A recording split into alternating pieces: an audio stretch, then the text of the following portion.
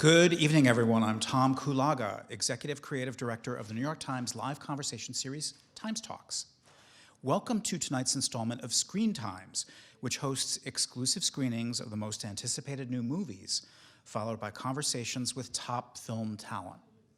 I want to give special thanks to the presenting sponsor of ScreenTimes, HBO, and share the following preview of coming attractions. There are people who believe that this world is fair and good. All lollipops and rainbows. Those are pretty colors that just hide what the world really is. Black and white. Are we safe? People who wear masks are dangerous. I wear the mask to protect myself. To protect my family. And now, please join me in welcoming our moderator, New York Times culture reporter Melena Ryzik, and our special guest, the screenwriter and producer of Queen and Slim, Lena Waithe.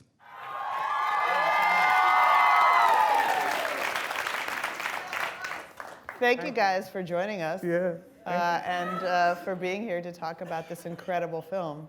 Thank you so much. She was watching you guys watch I watched the it. last I was like, a little bit. I was coming from another screening. I was like, what? How they feeling? This is a better audience, though, right? Of course, yes. Y'all got energy. Do you always want to watch with audiences when you make something? Not always. It's tough. I've done it. You know, I know how I feel. But no, but it is. It's interesting. I learn a lot watching it, listening to audiences, because the audience tells you what it is. They tell you what you have. So I want to. So thank you for that. I mean, thank you.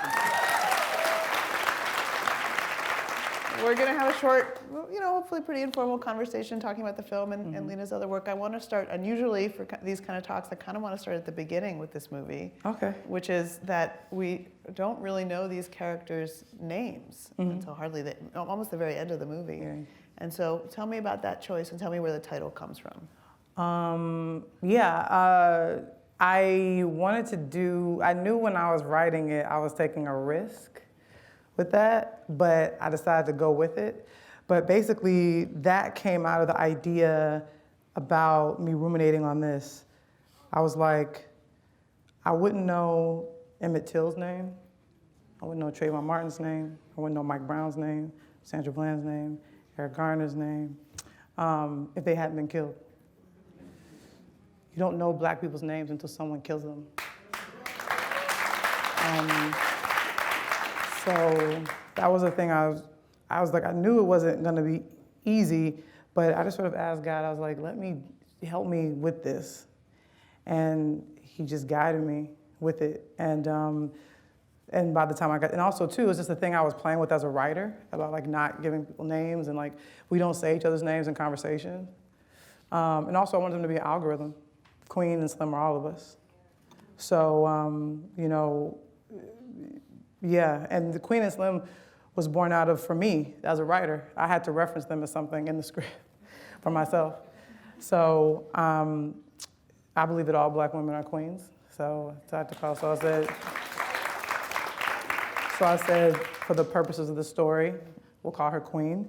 And then, because I guess, I don't know if it's a Chicago thing or I'm just an old soul, but before nigga became very popular, black men used to say, what up, Slim? What's going on, Slim?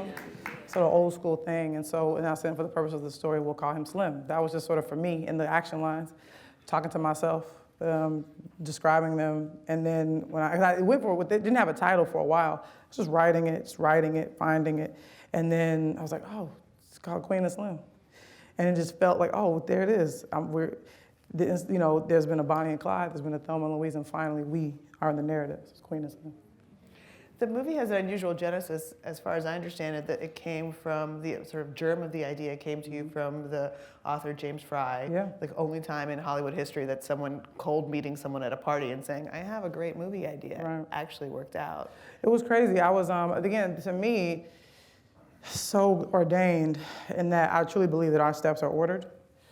And that if I hadn't fallen in love with my wife, this movie would not have happened. And I say that because She was being honored. Hollywood Reporter does this list every year called 35 Under 35, where they honor like the top the execs they think that will change the business, and they pick 35 of them, and they all have to be 35 and under. So my, then girlfriend was on that list. So I'll go to the Hollywood Reporter party, celebrating her.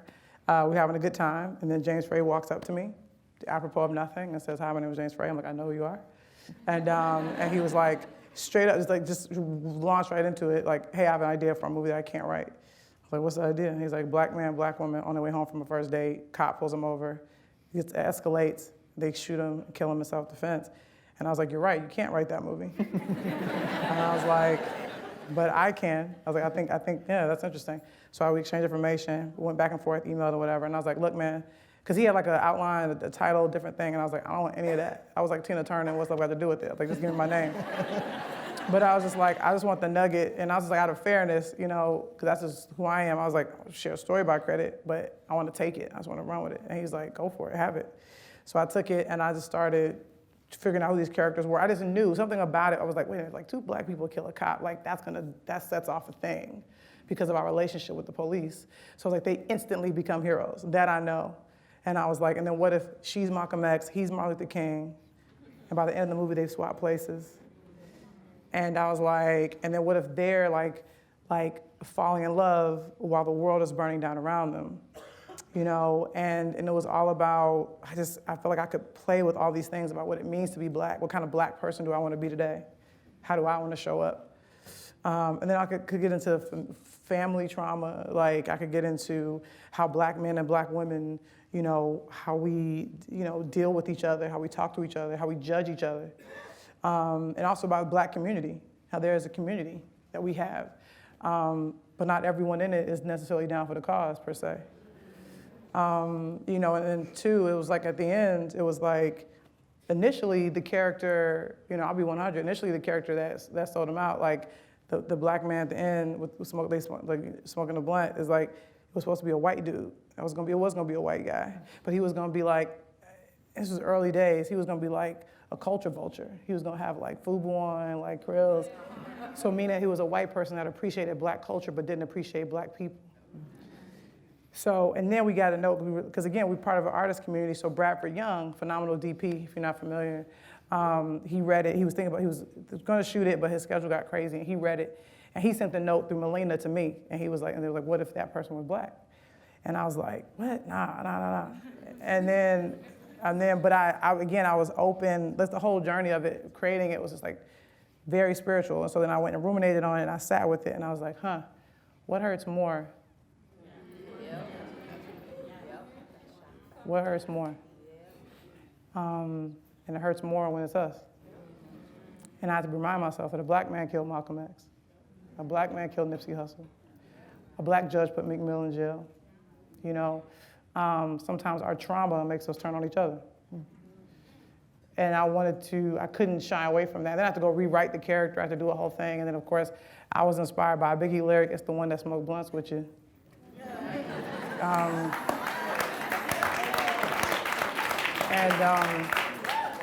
And then Melena, because we both are obsessed with The Brief History of 7 Killings by Marlon James. There's a line in there that Melena had in mind when filming the scene. It was, they were too poor to afford shame. And that's really what it is. He's so poor. And again, I don't judge him. He doesn't have he's got the oodles and noodles. He's a brother trying to survive, and he sees them, and there's like jackpot. That's what they represent to him. But to Junior, they represent, they're icons. So it's like, that's the thing. It's like, it's all about those things, and me playing with words in terms of like the word, like I didn't pick up on this, and sometimes I watch a screening, I was like, oh shit, like black people being property. Like Uncle Earl said, she's my property. I take good care of my property. Do you want to be property of the state? The way we use horses. Horses is beautiful, and like him, what scares a white man when there's a black man on a horse, and then the horses in the riot scene can be used as a weapon. So we were just sort of really playing with those things. I was playing with it on the page, and then Melena came in and just breathed life into it in a way that, like, she's the Quincy to my Michael. Like, we really do have that energy, where like I would say a thing, think a thing, and she's in it with me. But yeah, the whole journey has just been very spiritual. Well, you gave us a good encapsulation of how the movie got made, or how the movie got made from the creative point of view. I'm curious, you were writing this at the same time that you were writing the Thanksgiving episode. I was filming the Thanksgiving episode. Oh, you're filming it. I was Okay, still got it. writing it while we were filming Thanksgiving. Yeah. Right. So I mean, you had some stature already. You hadn't yet won the Emmy Right. for that episode. But Melena, of course, is a music video director. Did Beyonce's Formation, among other many iconic videos. Yeah. Was this movie easy or hard to get made? It was easy. It was easy. Here's the interesting thing about the narrative, because it's interesting as I go around and do interviews and do talks, people are like, how difficult was it to get this movie made? Here's the crazy thing. We didn't chase the industry. The industry chased us. And I want to be very clear about that in the press and as I talk, because I want to again, redefine the narrative. I'd written this script, and while I was writing it, like I said, I was doing a bunch of things. It was like first season of The Chi. I was filming Thanksgiving. I think I had done the Spielberg joint, and so I was just doing all these things. But all the while, I was working on this, and I knew it was something important. I knew it was special. But when I was doing the Thanksgiving episode, I told Melena, I was like, yo, I'm working on this movie. I think you got to direct it. She was like, all right, we'll see. Let's see when you finish with it. And I was like, all right, but I'm telling you, dog, I think you got to direct this. She's like, okay. And then I finished it. Happened to me and Daniel Kaluuya had met at a Tastemaker screening for Get Out, and we connected, we vibed. He knew who I was. He's like, yeah, I read your pilot of The Chi, woo woo. We connected. And then he just said, I got a word, he wanted to have dinner. So I was like, yeah, let's have dinner. Let's do it. Let's break bread. And we did, and we sat down, but I had just finished the first draft. It was so early days. Didn't even check for typos. And he was like, what are you writing? What are you working on? And I was like, well, 2 black people kill a cop, say less. He's like, I want to read it. And I was like, well, all right, it's first draft. He's like, I don't care, I want to read it. It wasn't angling or anything. He just as a fan, he's like, I want to read your script. I was like, all right. Sent it to him. He hit me back 2 days later, email, the subject line said, I am slim. And I was like, hold on. I was like, I want Melina Matsoukas to direct it. So I was like, and she hasn't read it yet. But I was like, but once she does, and if she agrees to direct it, there's gonna be a conversation between she and I, who Queen and Slim will be. So you gotta hold tight. He's like, I'll wait. So months go by, because it takes Melina forever to read it. She finally reads it, she calls me, and she's like, yo, this is my first movie. I was like, lit, let's do this, let's go. And I was like, oh, by the way, Daniel Kaluuya wanted to be Slim. She was like, he's not Slim. And I was like, I know, I thought the same thing. I was like, but I don't know, ever since he said that to me, I can't shake him. I can't get him out of my head. So I was like, just go talk to him. She's like, 5 minutes. I'll give him 5 minutes, out of respect for you. I was like, fair enough, give him 5 minutes. So she goes to have coffee for 5 minutes. I'm waiting for my phone to see what she say. 5 hours goes by. She calls me, she's like, I hope you still like him, because I offered him to part at the table. So this is what I always say, I accidentally packaged my own movie. So now I got this script, which I know is hidden. Melena over here and Daniel over here. So it's 3 the hard way. So we started to send the script out, just see, because that's when the truth comes in. You see what happens. And then the buzz just started building. The town was talking, they were all talking, and I was like, huh. And then heads of Fox Searchlight called me on my cell phone. Lionsgate sent me some off-white kicks. They sent Melena this Louis bag. It was we were Jesus Showsworth and He Got Game. Every place we went into, they would roll out the red carpet and these are all the Oscars we won, this is all we done this, Lena, da-da-da-da-da. And by that point, I had won the Emmy. Melena, everybody was talking about what she was gonna do next, and Daniel had done Get Out and Black Panther and Widows. So we were just this, we were a commodity to them. So I could feel it. After all these meetings we had, everybody just throwing themselves at us, I called Melena and I was like, yo, these white people want this shit.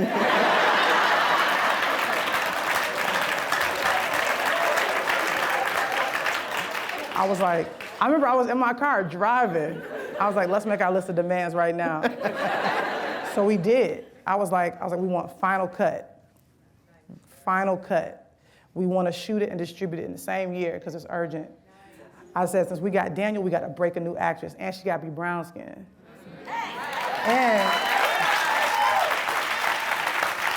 And I'm not a fan of test screenings. I don't like test screenings. And I was like, but if we got to do one, the audience has to be 100% black. And what comes out of that, I won't have to be forced to implement it, because sometimes we as a black people don't know what we need.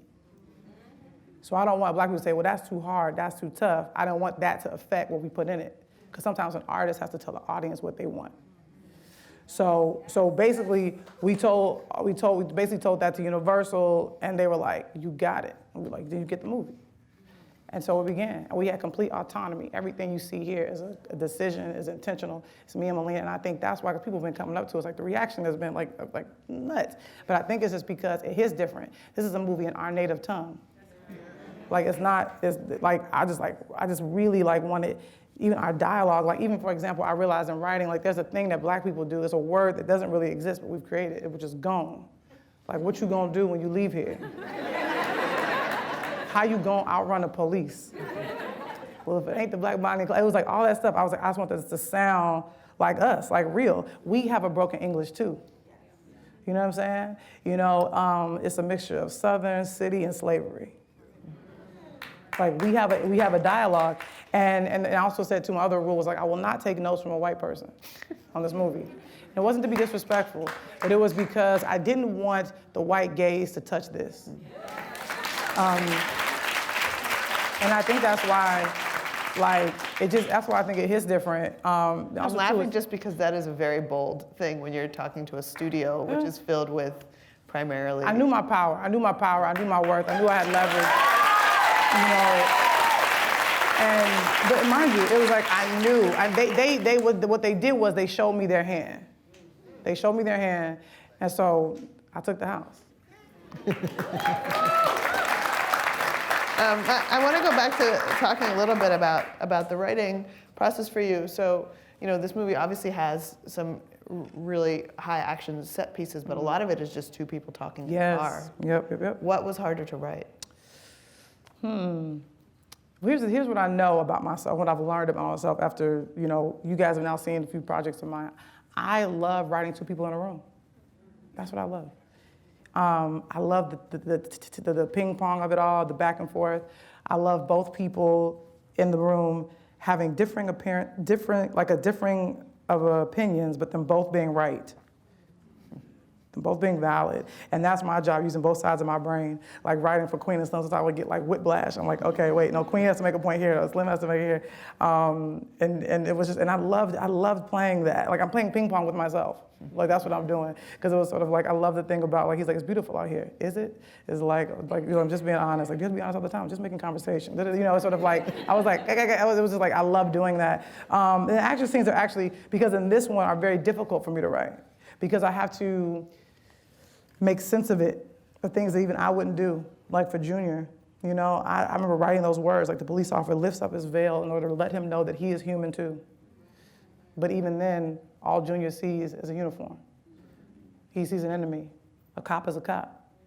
And then, you know, to write that he shoots him in his face and it explodes in his helmet. And he falls to the ground.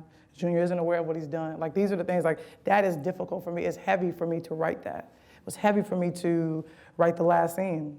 Like, I'll never forget, like, writing that of, like, when I had to kill Queen. It was like killing a part of myself. Right that day in my office, like, I remember saying, like, she goes quickly. And it was very purposeful that a white female officer killed her.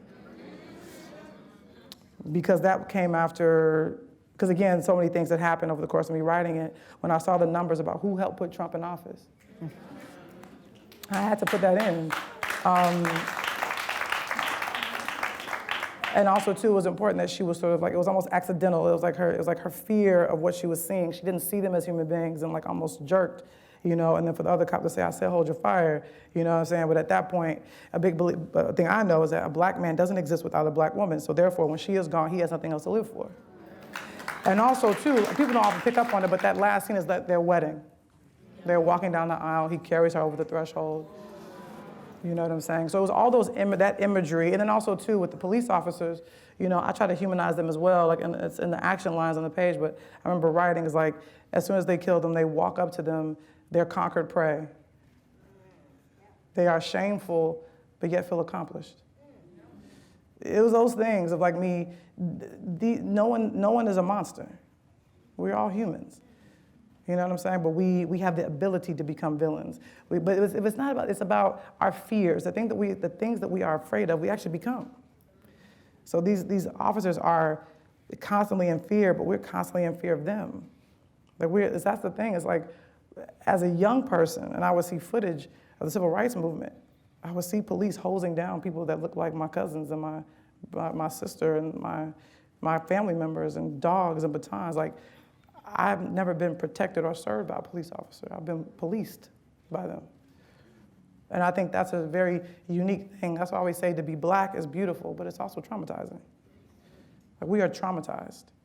When I see on the news a black person being killed, and then a week later the cop that killed them was back on the force, it reminds me that I'm still a second-class citizen in a country in which my ancestors helped build.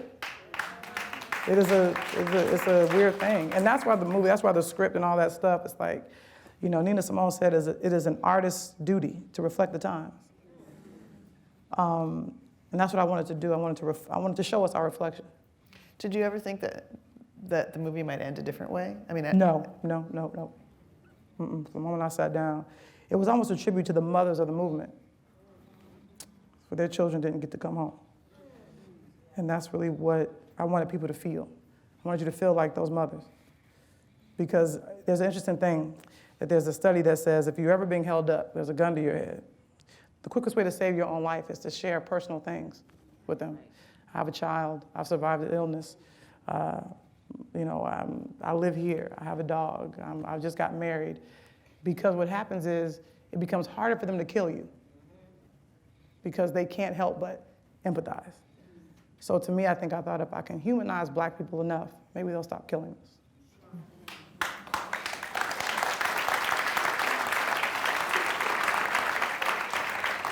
One other thing I appreciate about the film is that it's about faith and two people's differing approaches to that. Mm-hmm. Why did you want to put that on the screen? I think because for black people, faith is very personal.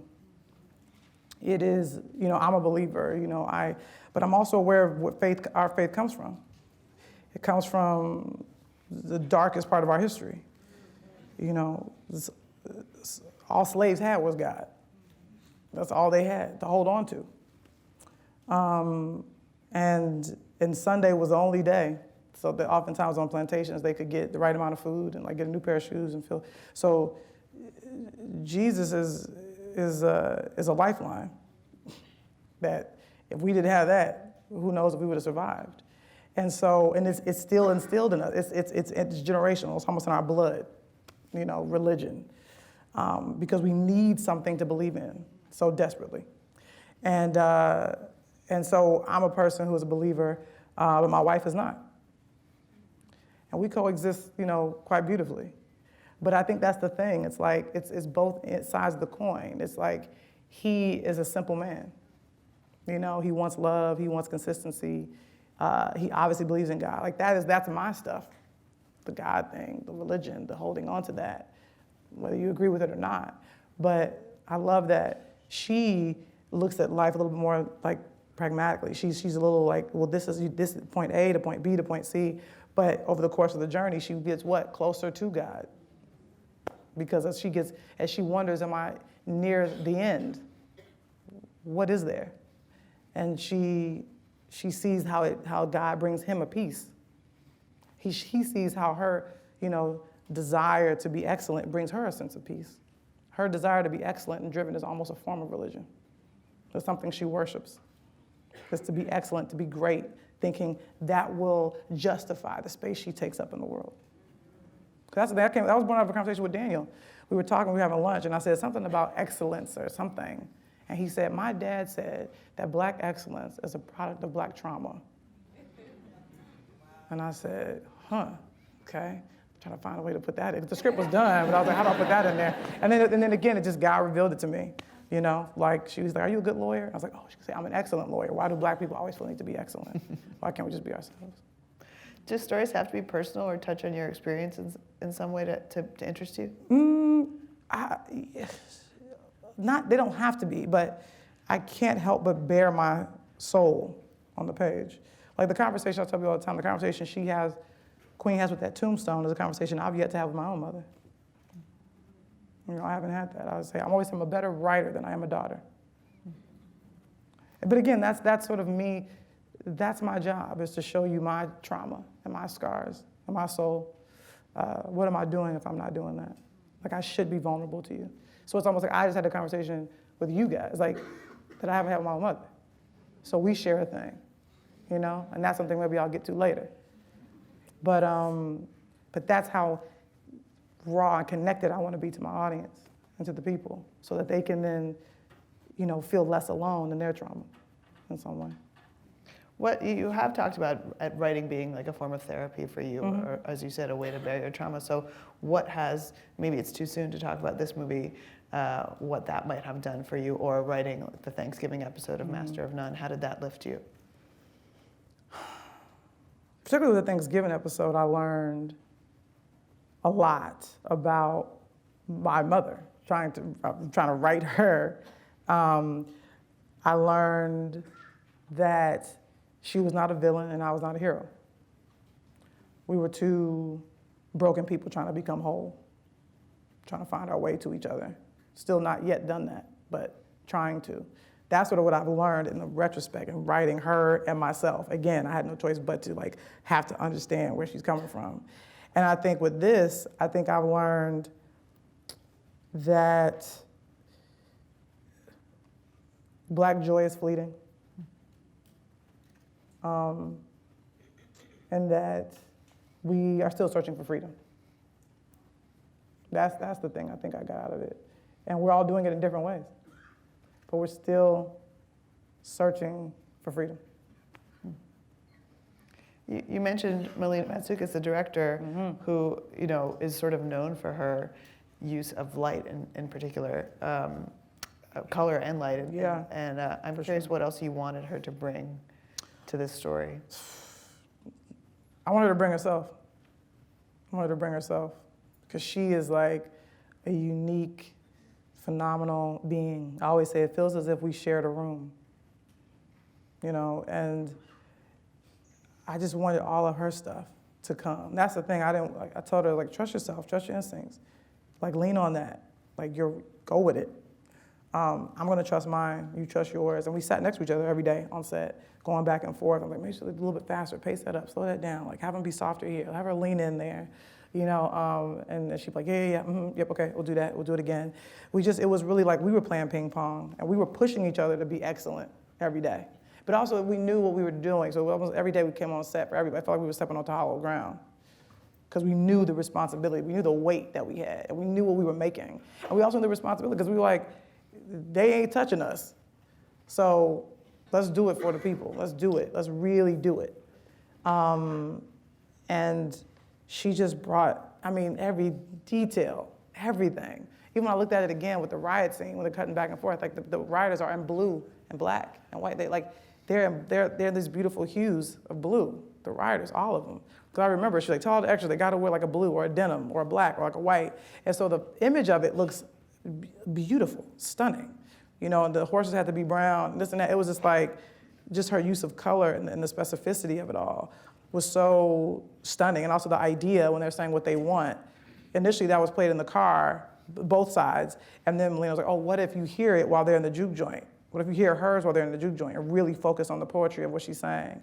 And then when you see Slim, his is a little bit more, there's more simplicity to it. But she was like, if I push in on him, you'll really pay attention to that. And even the last scene, when he's telling her story about, where babies come from, she's like, I want this angle here for this part, this angle over here for that part. It was I remember being on set for that, and I was like, oh yeah, it's such a, she makes my words move. She makes them dance. But it's still one of my favorite lines, through our children, we are reborn. That is just Daniel just hit it. And he's performing it so beautifully because it's almost a tribute, it's almost his goodbye to his family. And that was a play on Sam Cooke's The Change Is Gonna Come. I go to my mother, I go to my father, that was sort of a play on that for me. So it sounds like music influenced a lot of what we see on screen. Obviously, Melina has that background, and the soundtrack for this, which you guys also produced, is insane. Yeah, because it's got. Thank you.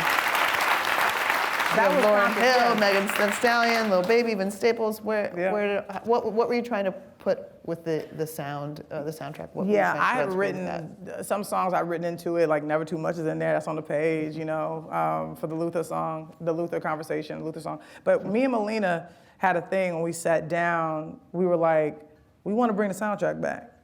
We wanted to bring that back because being 90s kids, like soundtracks were like albums to us, you know what I'm saying? Like Waiting to Exhale, Soul Food, Boomerang, Love Jones, you know, like those were like, we like soundtrack, it was an album, yeah, various artists.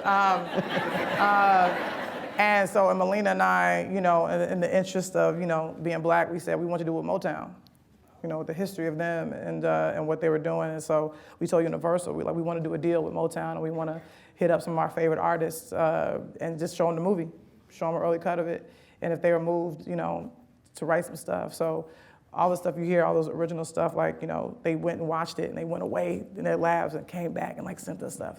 So many songs that we thought were great, but we didn't feel right for the soundtrack, but were amazing. This is all these amazing music. And me and Melina were just like listening to it, like, yeah, that's lit, that's amazing. Solange did us a solid and gave us Alameda. She never licensed her stuff. And Solange was like, yo, take Alameda, like put that in there when I get to New Orleans. We were like, all right, cool. And then we were like, we need a big artist. We need an iconic artist to be on the thing. And I think Melina shouted out first. She's like, what about Lauryn Hill? And I was like, man, I don't know if that's gonna happen, dog. She was like, we gotta try. So we have some mutual friends. So we were like, you think they were like, just show her the thing. So her team said, like, well, show me the movie and that'll determine, you know, whether or not I do it. It was like the longest like week or whatever. We sent that link, but we sent the link. And we were like, did a prayer, like, oh man. And then we heard back. They were like, she enjoyed it so much and she has a demo that she thinks could work for it. And then what you hear at the credits is what she sent us.